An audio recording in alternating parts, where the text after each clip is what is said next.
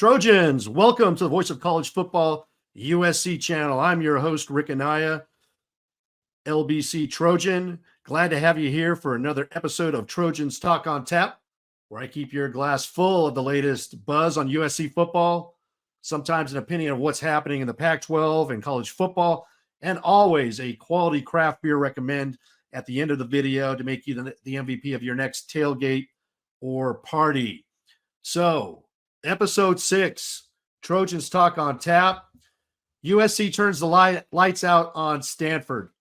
And if you were there, Trojans, last Saturday night, September 10th, what a great scene. It was the night before the 22nd anniversary of 9/11. There was a flyover before the game. There was a drone show at halftime that was pretty spectacular. And then, boy, if you were there and you saw the main event, the USC the beatdown in what can be the last game between USC and Stanford for who knows how long, because Stanford's going to be going to the ACC beginning next year and USC to the Big Ten. I think that they will continue to schedule this rivalry, at least I hope so, in the future. USC leads the all-time series after this win, 64-34-2. Pretty monumental. 56 points by USC scored against Stanford, is the most scored by a USC team in the 101 game series. So pretty phenomenal. A lot of things happening that made it lights out. So if you remember back in 2009, Trojans, under Jim Harbaugh, was what's your deal?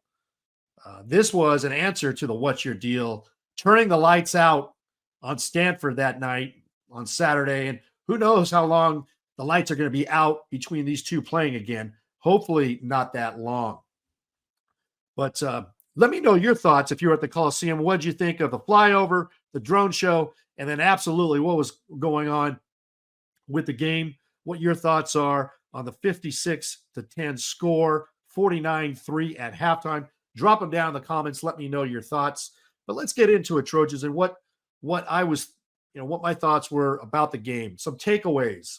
We'll look at it offensively, defensively, special teams. Let's start with special teams first. Why don't we? And Zachariah Branch, they keep on kicking to him. He's amazing.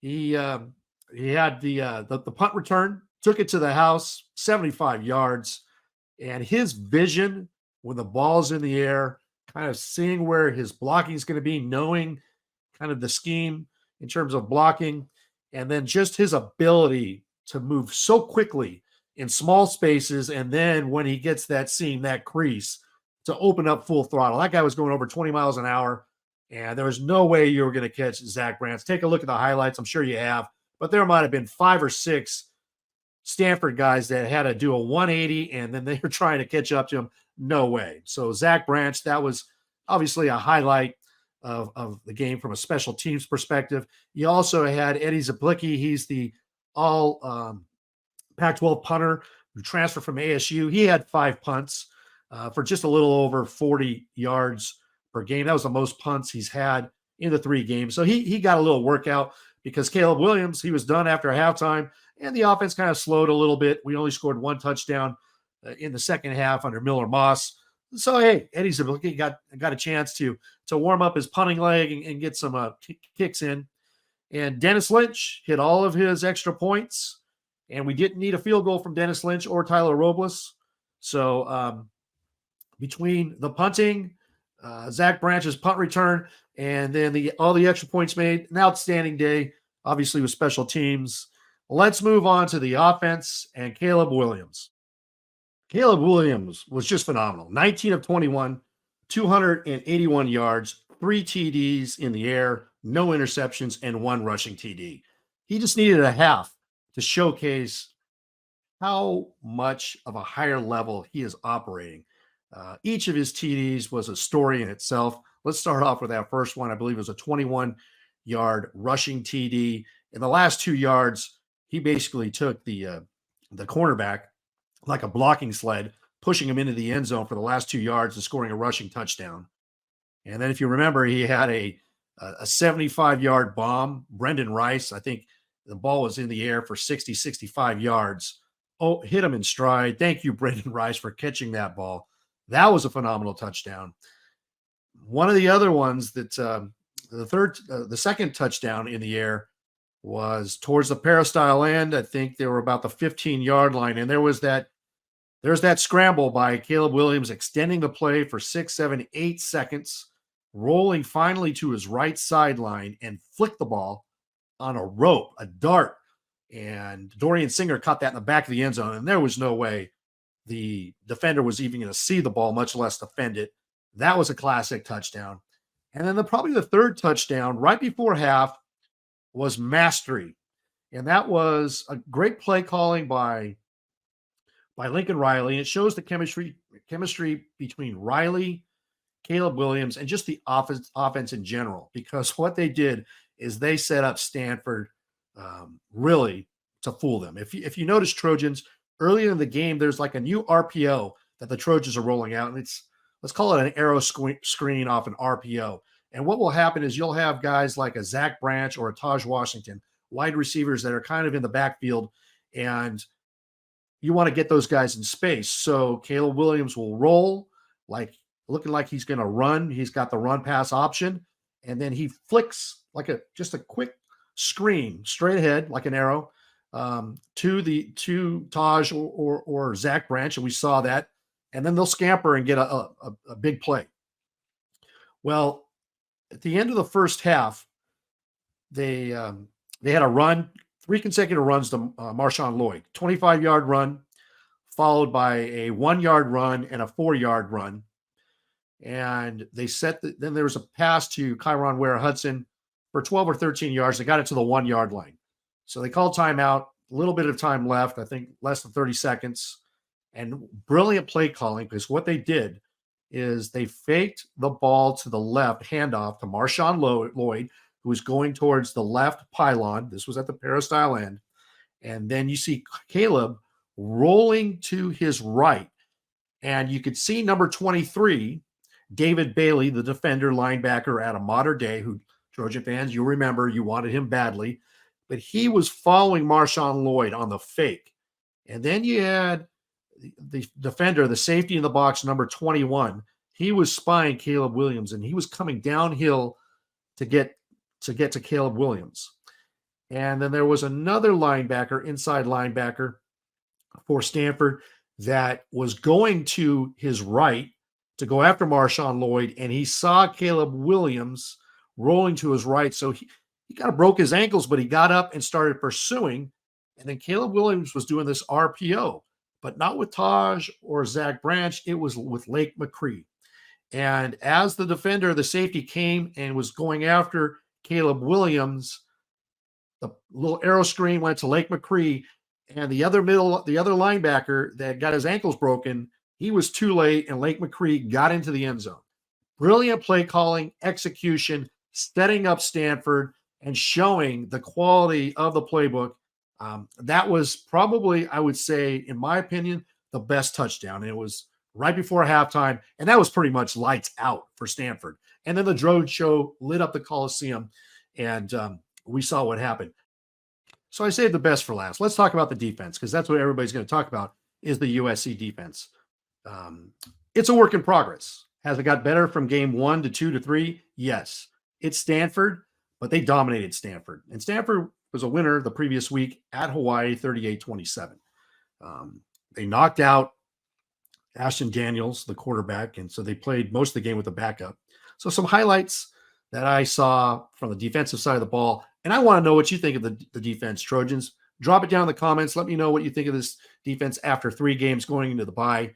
Basically, the first quarter of the schedule is done. We got the back end, the last 3 quarters. That should be pretty exciting. But some highlights. There was 8 TFLs. Solomon Byrd had 3. 8 players accounted for at least 1 TFL. So you were seeing some consistency, some depth. Some names are starting to repeat themselves. Gentry had 1. Romello Height, Zion Branch, Anthony Lucas, Jamil Muhammad. And then sacks, 2 sacks, 1 by Jamil Muhammad, another one by Solomon Byrd. We're hearing his name more and more every game, and there's good reasons why. Forced fumbles. There was 3 forced fumbles, 1 by Byrd, one by Muhammad, another one by Zion Branch.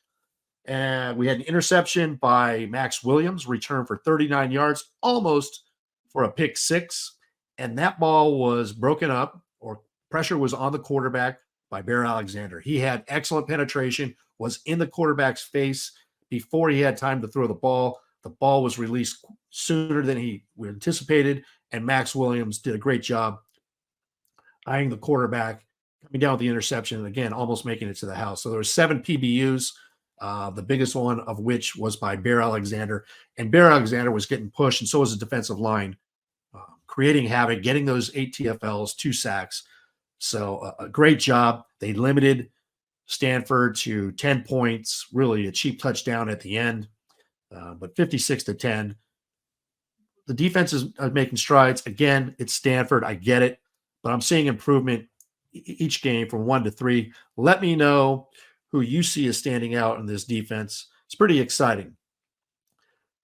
So moving on, Trojans, I want to talk about what's going on in the Pac-12 in terms of on the field. We'll talk about off the field in another episode here, but the rankings came out after week 2, and there are 8 teams ranked in the in the AP top 25. 8 Pac-12 teams ranked in the top 25. That's a first, and that's pretty incredible. So we have obviously number 5 USC, Washington's number 8, Utah at 12, Oregon at 13, the Oregon State Beavers at 16, Colorado, the biggest surprise in the Pac-12, is 18, and then coming in at 23, Washington State and UCLA at number 24. Washington State with a big statement win, beating number 19 Wisconsin up in the Palouse. Congratulations to the Cougs. Obviously, we saw what Colorado did, throttling Nebraska in Boulder. So their second consecutive Power 5 win. You had Oregon State also getting a win. And then University of Washington throttling Tulsa. And Utah and Oregon went into Texas and beat Big 12 schools. Oregon beating Texas Tech, and then Utah beating Baylor. UCLA took care of business going down to San Diego State and beating them, handily 35-10. So congratulations to the Pac-12. This is going to help USC in the long run because if you include the Pac-12 championship, because Trojans, that's what the expectation is to go play and win the Pac-12 championship.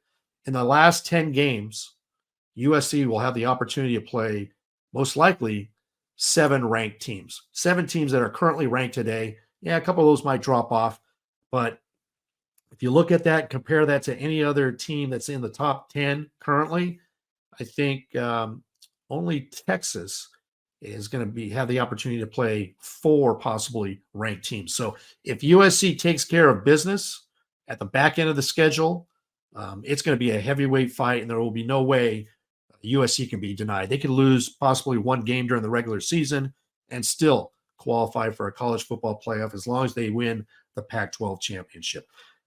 Give me your thoughts on what do you think the USC's record is going to be, and what do you think is going to happen on the back end of the schedule? It should be pretty remarkable. But moving forward to the next 3 games, Trojans, it looked like it was going to be pretty manageable at the beginning of the season. Coming up after the bye week at ASU, and then followed up by another road trip to Boulder against what was supposed to be just a very mediocre kind of developing team.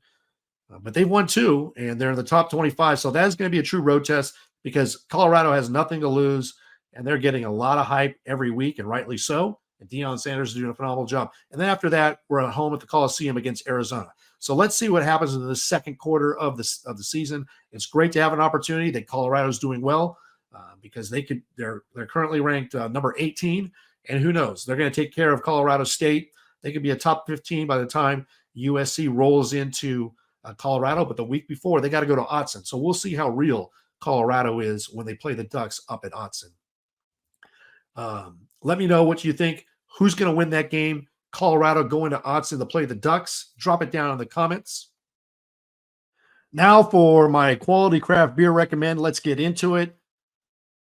Just like USC turned the lights out on Stanford, I have for you a black IPA from Farfield Brewing called Lights Out. Farfield Brewing's out of Lawndale, California. A black IPA, might you say, what is that? It is kind of surprising. It's kind of a misdirection.